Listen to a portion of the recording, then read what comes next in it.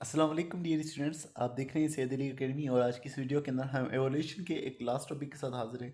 और वो जो लास्ट टॉपिक आज हम डिस्कस करने वाले हैं वो है हमारे पास speciation and it's mechanism. Speciation क्या होता है और उसका तरीक़ेकार क्या होता है, यानी किस तरह से स्पेसिएशन होती है। हमने पहले डिस्कस किया हुआ था कि स्पेसिएशन एक ऐसा प्रोसेस है जिसके नतीजे के अंदर स्पीशीज़ बनती है, फॉर्मेशन ऑफ न्यू स्पीशीज़। इस प्रोसेस को हम स्पेसिएशन कहते हैं। कोई भी जानवर अगर मौजूद है उसमें से अलग स्पीशी का बन जाना, ये स्पेसिएशन का प्रोसेस। तो इस स्पेसिएशन का किस तरह से मैकेनिज्म है उसको आज हम डिस्कस करने वाले हैं। इस स्पेसिएशन के आवाज़ लिखा हुआ है कि अगर एक बड़ी पॉपुलेशन मौजूद है, उस पॉपुलेशन के अंदर कुछ जानवरों का जो ग्रुप होगा उसके अंदर अलग कैरेक्टर्स डेवलप हो जाएंगे। तो जानदारों में अलग कैरेक्टर्स का डेवलप हो जाना, एक ही जगह पर मौजूद अगर जानदार है, पॉपुलेशन एक ही है, उन जानदारों में अलग कैरेक्टर्स का डेवलप हो जाना और इस तरह से मामला हो जाना कि वो बाकी ऐसे रिप्रोड्यूस भी ना कर पाए, रिप्रोडक्टिवली भी वो आइसोलेट हो जाए। तो इससे हम स्पीशी कहेंगे कि स्पेसिएशन हो चुकी है, स्पीशी डेवलप हो चुकी है।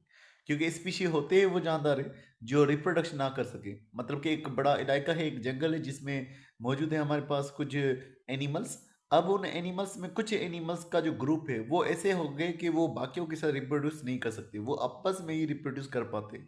यानी कि वो रिप्रोडक्टिव आइसोलेट हो चुके हैं बाकी जानदारों से। तो इस तरह से हमारे पास एक स्पीशी डेवलप हो चुकी है। मजीद इसे स्पेसिएशन के वास्ते लिखा हुआ है कि इसके 4 मैकेनिज्म्स को आज हम डिस्कस करने वाले हैं। एक लिखा हुआ है एलोपेट्रिक स्पेसिएशन, उसके अलावा सिम्पेट्रिक स्पेसिएशन, पेरीपेट्रिक स्पेसिएशन और दूसरा लिखा हुआ है पैरापेट्रिक स्पेसिएशन।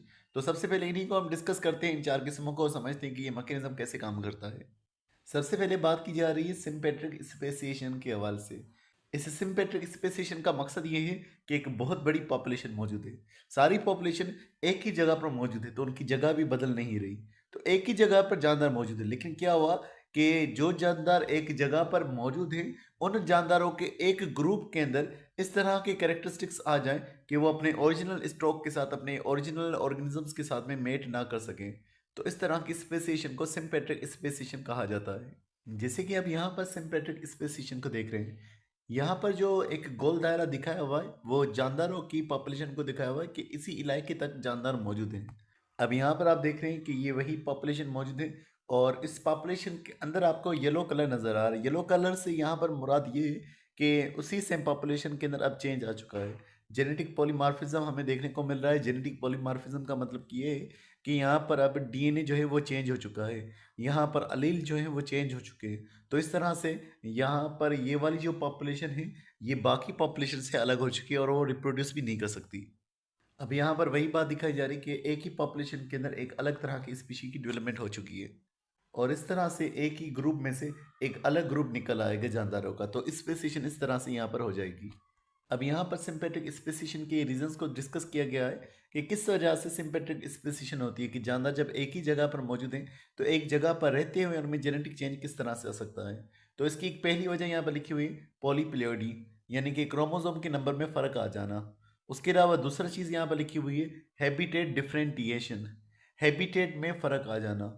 मतलब कि एक ही इलाका है जो कि अगर मौजूद है, मिसाल के तौर पर वो मौजूद है समंदर के किनारे पे। अब समंदर के किनारे पर एक एरिया मौजूद है, लेकिन जो समंदर के बहुत ज़्यादा करीब इलाका है वहाँ का हैबिटेट, वहाँ की जगह अलग है। लेकिन आप जैसे जैसे दूर जाते रहेंगे तो फ़र्क आएगा इलाकों के अंदर, क्योंकि हैबिटेट में फ़र्क आ रहा है तो इस वजह से भी जानदारों में चेंजेस डेवलप हो सकते हैं। और उसके अलावा सेक्सुअल सिलेक्शन, यानी कि जो जानदार एक इलाके में करीब मौजूद है, लाजिम बात है वो आपस में ही ब्रीडिंग करेंगे, तो सेक्सुअल सिलेक्शन के नतीजे के अंदर भी जानदारों में फ़र्क आ सकता है। मज़ीद लिखा हुआ है कि सिम्पेट्रिक स्पेसिएशन जो है एनिमल्स के मुकाबले में प्लांट्स में ये ज़्यादा देखा जाता है। अब यहाँ पर एक और किस्म जो है स्पेसिएशन की आवाज़ से बयान की जा रही है और वो किस्म हमारे पास मौजूद है एलोपेट्रिक स्पेसिएशन। एलोपेट्रिक स्पेसिएशन क्या है कि एक अगर पॉपुलेशन मौजूद है किसी जगह पर, वो पॉपुलेशन जो है वो सेपरेट हो जाए। किसी ज़मीन के टुकड़े पर अगर ये जानदार मौजूद है तो वो ज़मीन का टुकड़ा जो है जियोग्राफिकली वो पार्ट जो है अलग हो जाए। तो ज़मीन का टुकड़ा जब अलग हो जाएगा तो एक जानदार जो है बाकी जानदारों से जो है अलग हो जाएंगे। तो रिप्रोडक्शन भी उन 2 ग्रुप्स के दरमियान में नहीं हो पाएगी और उस वजह से दूसरी चीज़ ये भी होगी कि जीन फ्लो रुक जाएगा जानदारों के अंदर और एनवायरनमेंट के हिसाब से जिनको जैसी एनवायरनमेंट मिली इस तरह से वो जानदार जो है डेवलप होना शुरू हो जाएंगे। तो वक्त के साथ साथ जो है वो जानदार एक दूसरे से अलग हो जाएंगे और ये एक अहम किस्म है हमारे पास स्पेसिएशन के हवाले से। यहाँ पर एक पॉपुलेशन को दिखाया हुआ है। अब क्या हुआ कि ये पॉपुलेशन बीच से जुदा हो गई, तो एक हिस्सा अलग हो गया, दूसरा हिस्सा अलग हो गया। यहाँ के जानवरों को अलग इन्वायरमेंट मिलेगा, इस तरफ रहने वाले जानवरों को अलग इन्वायरमेंट मिलेगा, तो वो दोनों अलग तरह से डेवलप होना शुरू होंगे। तो इस तरह से उनमें रिप्रोडक्टिव आइसोलेशन आ जाएगी। आइसोलेशन के नतीजे में फिर दो अलग अलग पॉपुलेशन हो जाएंगी हमारे पास। अब यहाँ पर एक और किस्म का जिक्र किया जा रहा है, वो है हमारे पास पेरीपेट्रिक स्पेसिएशन। पेरीपेट्रिक स्पेसिएशन क्या है कि जब कोई जानवरों का छोटा ग्रुप जो है वो बड़े ग्रुप से अलग हो जाए और वो नई स्पीशीज बना दे, छोटा ग्रुप अपनी नई स्पीशीज बना ले, तो इसे पेरीपेट्रिक स्पेसिएशन कहा जा रहा है।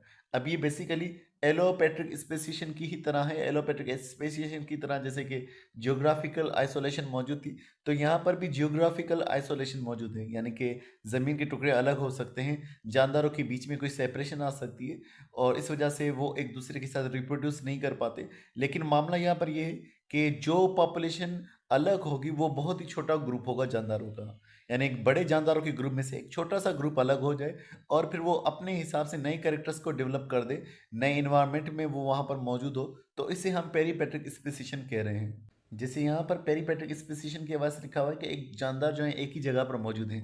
लेकिन अब क्या होगा कि जो जानदार एक जगह पर मौजूद है वो किसी दूसरी जगह पर चले जा सकते हैं, किसी अलग हैबिटेट पे वो जा सकते हैं जहाँ पर वो अपनी एक्टिविटीज़ परफॉर्म करेंगे।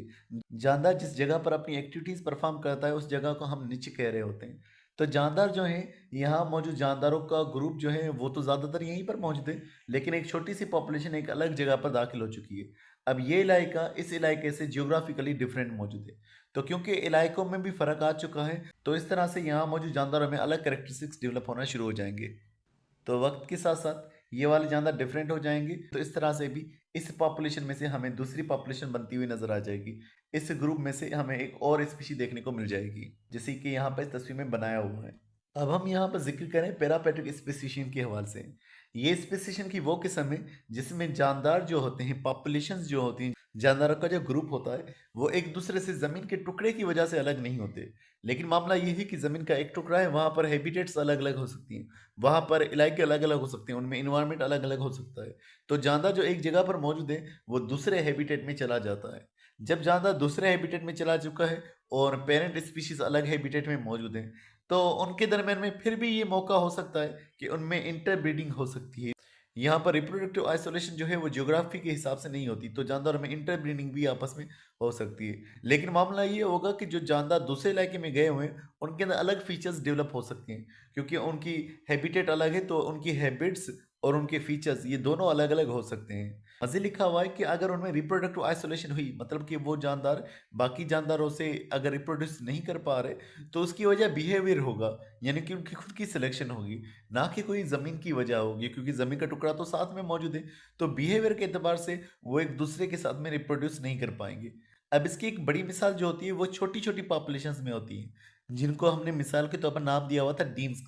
छोटी सी लोकल पॉपुलेशन जो डीम्स की होती हैं उनके अंदर ये पेरापेट्रिक स्पेसिएशन हो सकती है। जैसे आप समझ लें कि छोटे छोटे तालाब मौजूद हैं और तालाबों में फ्रॉग्स मौजूद हैं, तो उनके दरमियान में ये पेरापेट्रिक स्पेसिएशन वहाँ पर हो सकती है। अब आपकी बुक के अंदर इस पेरापेट्रिक स्पेसिएशन के हवाले से मिसाल जो है प्लांट्स के हवाले से लिखी हुई है। वो प्लांट्स जो कि मुख्तलिफ बाउंड्रीज पर रहते हैं, और अगर प्लांट्स मुख्तलिफ बाउंड्रीज में रहेंगे, इन्वायरमेंट वहाँ का अलग है, वहाँ का क्लाइमेट अलग है, तो क्लाइमेट के हिसाब से उनमें फ्लावरिंग भी अलग होगी। एक प्लांट जो एक अलग इलाके में मौजूद है जहाँ का टेम्परेचर थोड़ा सा गर्म है, तो गर्म इलाके के हिसाब से वहाँ पर फ्लावरिंग जो है पहले होगी। जो दूसरे जानदार होंगे, दूसरे प्लांट्स होंगे, उनमें फ्लावरिंग जो है अलग टाइम पर होगी। क्योंकि फ्लावरिंग अलग अलग टाइम पर हो रहे, तो इस वजह से वो इंटरब्रीड नहीं कर पा रहे, यानी कि उनके अंदर कोई क्रोमोसोमल चेंज नहीं आया।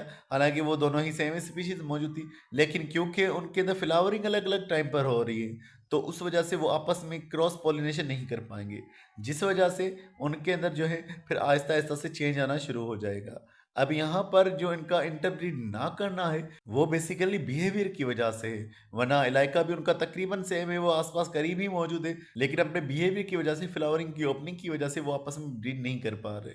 यहाँ पर पेरापेट्रिक स्पेसिएशन को दिखाया हुआ है कि जानदार शुरू में एक ही जगह पर मौजूद है, लेकिन अब जानदारों की निच में फ़र्क आ चुका है, जानदारों की हैबिटेट में फ़र्क आ चुका है। और दूसरी बात यहाँ पर यह भी है कि वो निच अभी भी उस जानदारों के साथ कनेक्ट है, तो वो एक ही जगह पर मौजूद है।